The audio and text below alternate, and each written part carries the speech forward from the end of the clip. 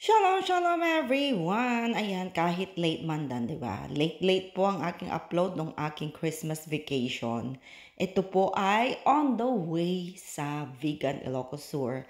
So, napakaganda ng place nila guys. Pagpasok mo ng La Union pa lang, lahat ng streets, lahat ng, hindi streets, sa mga city nila at mga barangay, may mga ganitong palamuti. Parang mayroon silang every year na contest, ano. So, yung municipality nila is pinagaganda talaga nila guys ang titingkad ng mga Christmas lights, mga Christmas decors.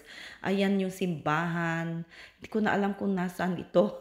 Nakalimutan ko na guys, pero ang ganda, para siyang castle. So, ang ganda guys ng papunta ng ano. Ito sa Narvacan ito eh. Ay, no, Candon City. Ayan, 'di ba? Ang ganda-ganda po ng mga places dito guys pag December sa Pilipinas.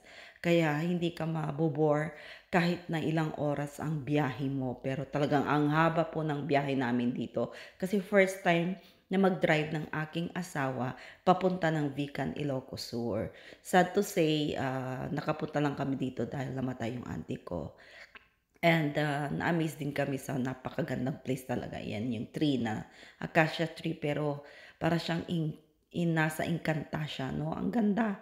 Ang ganda, ang ganda, ang ganda. Puro ang ganda yung aking nakikita, no? So, ayan. Ito naman po sa SM Tungko. Ang ganda rin po ng kanilang Christmas tree. So, ang saya po ng umuwi ng Pilipinas tuwing Pasko kahit na magastos. Malaki ang gastos sa pag-uwi. Pasko kasi, 'di ba? Ang saya. Pero worth it naman, guys. Kahit sa mall pa lang hindi ka mag-shopping, pero magtambay ka na sa Pasko, ang ganda-ganda. Ito naman po ay sa aking mahal na place sa San Carlos City, Pangasinan, may hometown. Ayan ang magandang plaza nila, and ang ganda-ganda rin po ng improvement ng place namin.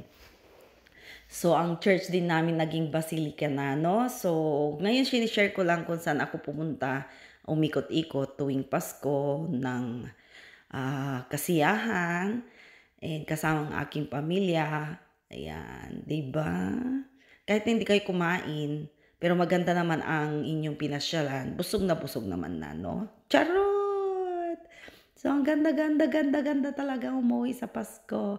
So, ito naman is sa aming place, kung saan na kami nakatira ng aking pamilya, sa Esplanade, sa San Jose del